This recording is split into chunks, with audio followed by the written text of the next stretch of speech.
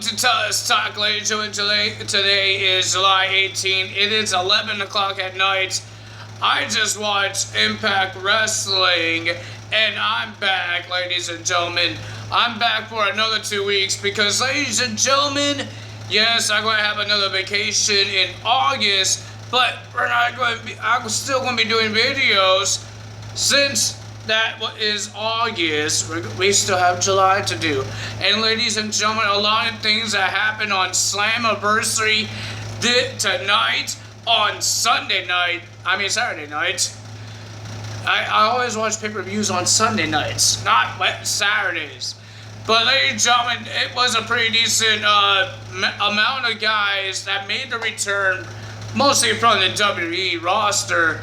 That got fired, and now they could come to other places because they have no compete clause, stuff like that.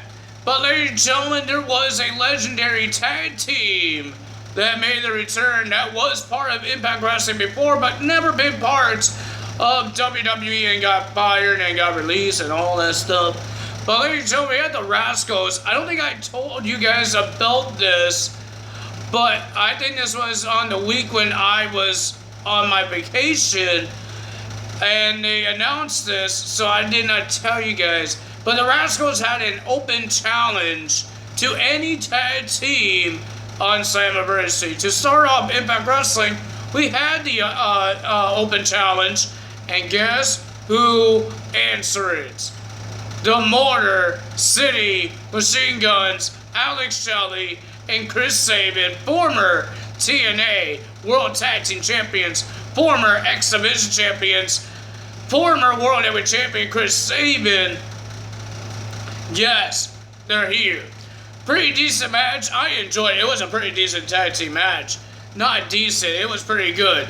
But the winner of that match, because it's the return, is the Motor City Machine Guns gets the win.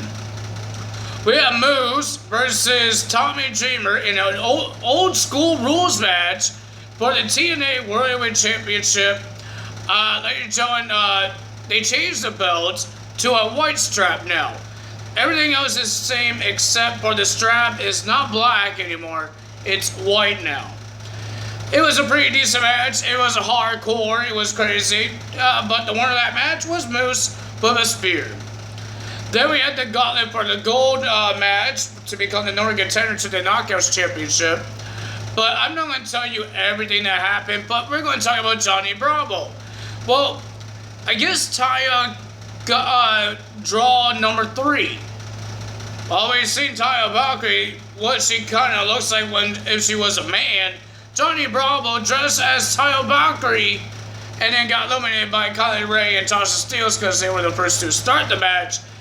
And then Rosemary came out, and then we heard Rosemary's song again. It was Johnny Bravo dressed as Rosemary. Looks like a Sting's mask that he was wearing, but he did eliminate Havoc. But the last 2 people was, because Taya Valkyrie threw out Rosemary, it was Kylie Ray and Taya Valkyrie. Pretty decent match, but the winner of that match with a super kick was Kylie Ray. Then we had Chris Bay versus Willie Mack for the X Division Championship. Pretty decent, not bad, but the winner of that match and your new X Division Champion, Chris Bay. Then we had the Tag Team Champions, the North, Ethan Page and Josh Alexander versus Ken Shamrock and Sami Callihan in a tag team match for the Impact World Tag Team Championships. It was a pretty decent match. Not bad. Ken Shamrock was in it. He's old. But they were the winner of that match and still the champions, the North. But we heard on Tuesday night, we're going to see a tag team championship match. It will be the North defending their tag team titles against the Motor City Machine Guns. That's going to be interesting. Then we had the Knockouts Championship. We had Deonna Purrazzo versus Jordan Grace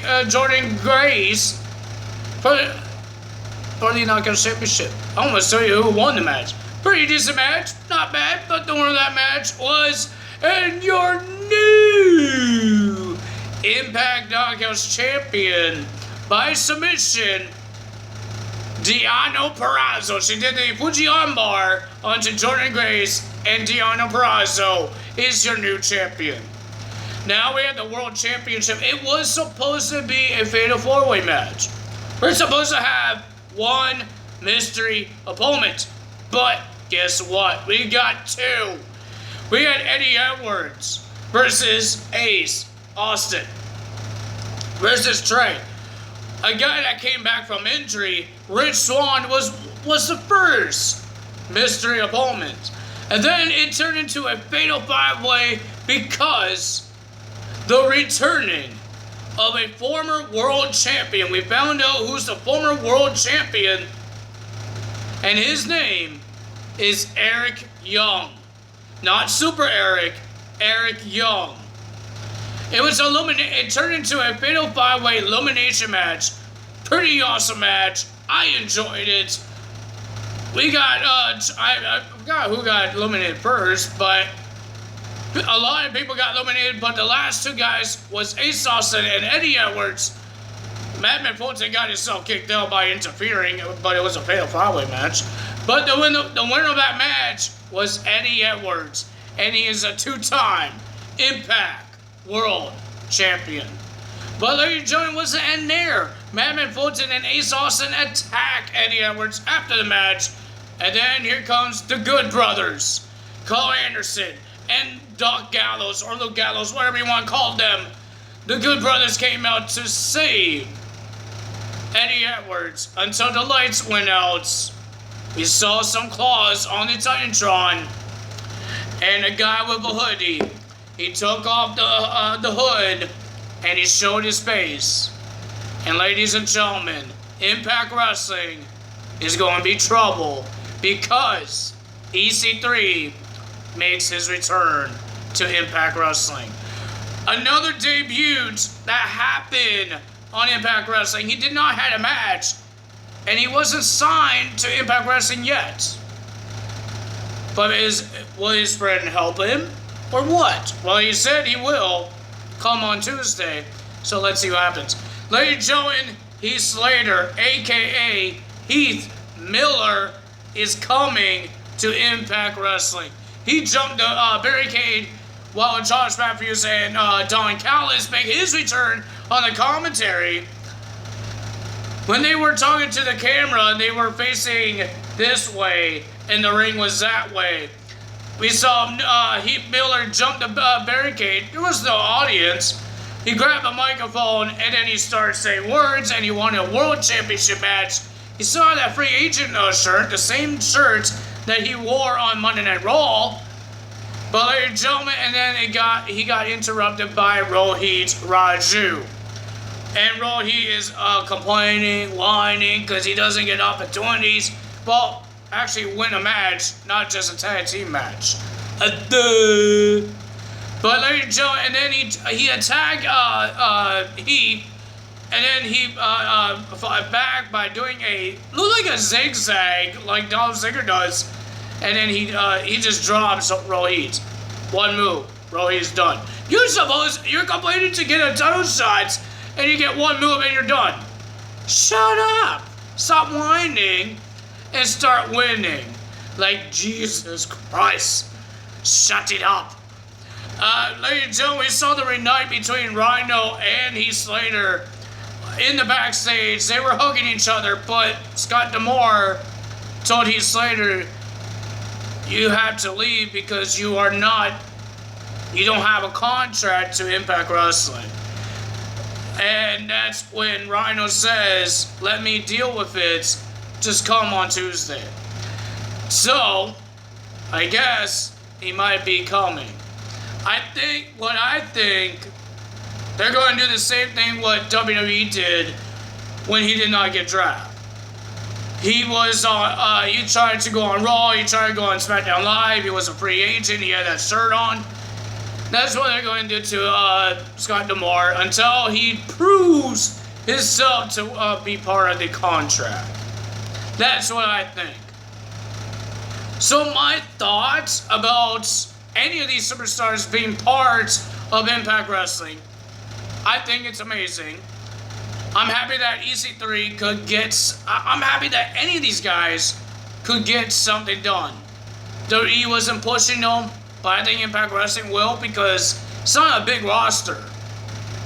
It's not a big roster, and if they need somebody, they will do it. The only thing I'm happy about is that Impact Wrestling is getting more tag teams. I don't know if Heath Slater and Rhino will be a tag team, but we know the Motor City Machine Guns is a tag team, and the Good Brothers is a tag team. So yeah, that's a good thing. And Rich Swann and Willie Mack is a tag team. Rich Swann is back. And maybe Eric Young could find a partner. We don't know. I don't know what's going to happen. But I'm happy that they're getting more tag teams in the tag team division. They had to put Sami Callihan team up with Ken Shamrock. They needed more teams. Because the Norm did beat every single tag team. They beat the Deaners. They beat Triple XL. They beat the Rascals. They beat Rich Swann and Willie Mack.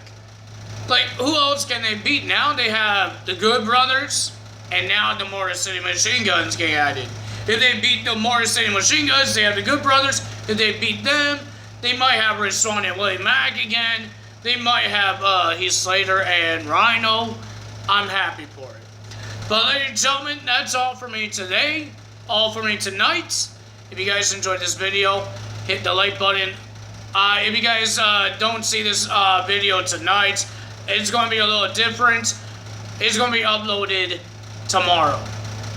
So it will be the 19th when you see the 18th Slammiversary result video. That's all for me today. Tyler is out. Bye. Oh, hit the like button, hit that subscribe button, hit that notification bell, and leave a comment. That's all for me tonight. Tyler is out. Bye.